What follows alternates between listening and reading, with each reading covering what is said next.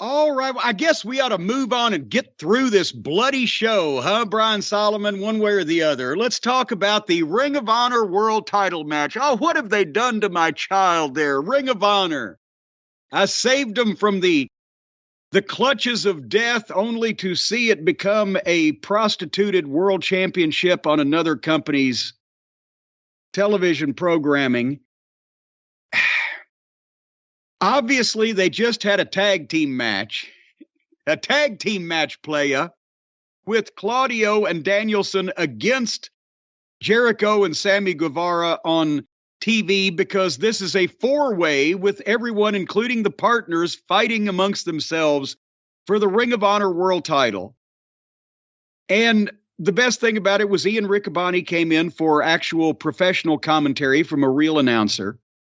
But a four-way for a world title of a dead company, putting partners against each other to feed Chris Jericho's ego so he can win in the end. I think I've summarized the basic reason for the occurrence of this match. But again, Bryan Danielson is probably the best in-ring modern style worker that there is, the modern style match. And he can go, and we've seen him in these wonderful single matches. And Claudio, love his work almost all the time. And even Jericho, he knows what he should do, whether he will anymore or not. And Sammy can be led, even though he's too hyperactive for his own good. But does this prove you cannot have a good four-way match, and especially not in AEW?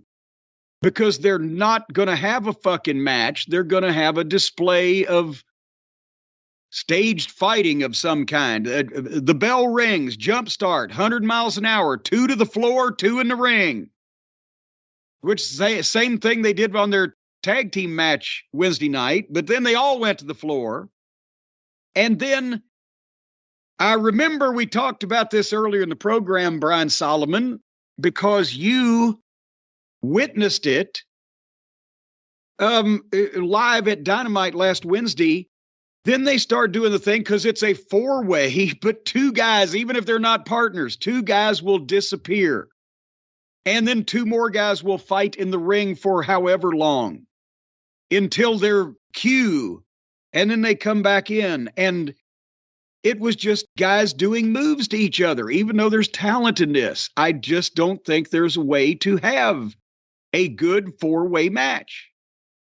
I think this was about as good as a four-way match could be. I have to say that.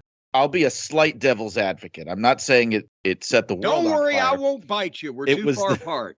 No, we've had enough blood.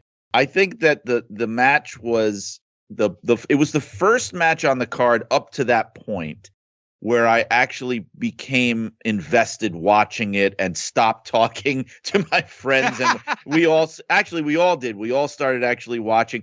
And I think part of it is because at least you have four guys in there, and I'd even put Guevara in that category at this point, who can have a good match, who can, especially the other three. You mentioned Danielson. He's always great. I still say he gave Roman Reigns the best match, I think, of his entire title reign right before he left WWE when they had one of their pay-per-view matches. I mean, he can work with anybody.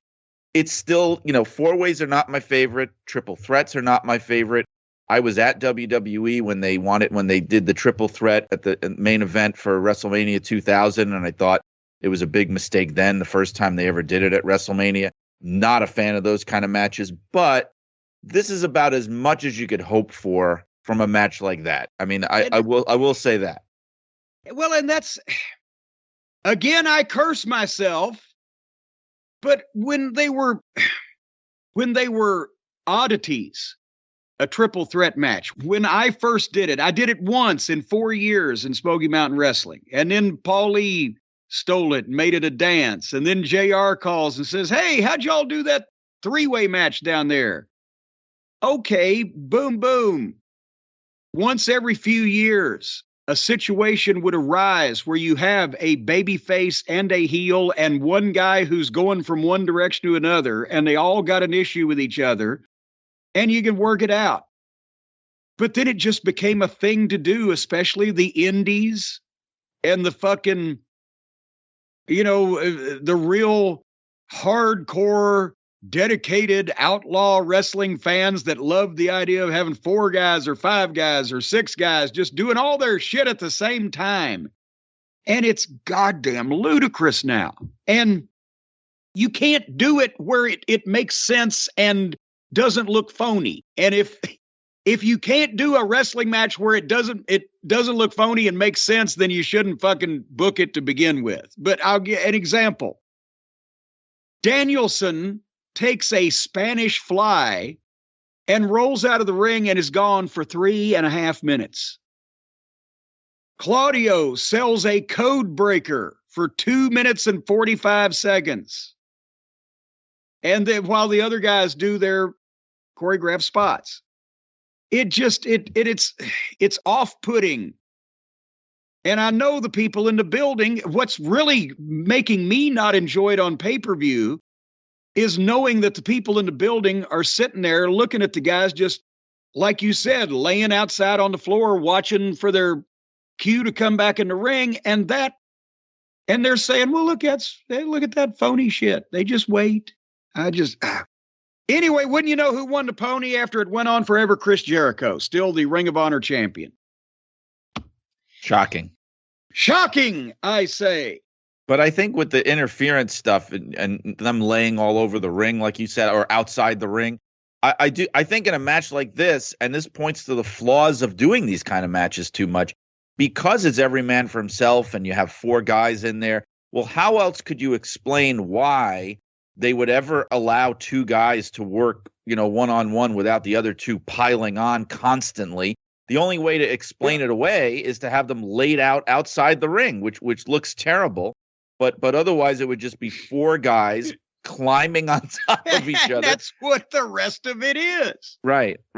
And I not to spend too much time on this, but and again, I invented it in the modern era. They'd had in Texas, we found records of in the 60s, they had a 3-way match. And there were always the 4 tag team elimination matches with 4 corners matches in Tennessee wrestling, where there was a guy in each corner of the ring, but you had to tag in a guy or a team in each corner of the ring, but you had to tag in a representative, from 2 at a time. It wasn't just all 4 constantly. But the way to do the 3-way is, since everybody has a goddamn issue with each other, they do initially attack each other. But then the heel, being a heel, the full-on heel, he's the guy that wants to lag back and let the other 2 fight until they realize that they're being played for suckers, and both of them might then team up on him a little bit or whatever the fuck. And then sometimes you knock a guy off the apron of the ring and he takes a bad bump, or you post him or whatever, and he's down for a minute or 2 so that the other guys can do their thing. You make it part of the match and make it flow. You don't just do such contrived, orchestrated bullshit that nobody can either follow it or believe that all these last-minute saves and occurrences could possibly happen. It just, again, anything that's ever done that's good, you like it until you see it fucking constantly. And any of these matches on this pay-per-view by themselves may not have been the goddamn end of it all. But when you have to see over and over, hour after hour, chaos and lunacy and fucking nobody on anybody's side and everybody just doing moves and flips and crashing through furniture, if that's normal, then chaos is normal, and then there's no chaos. And you just can't process this shit. I've got a whole notepad here just of the highlights of the shit they did wrong.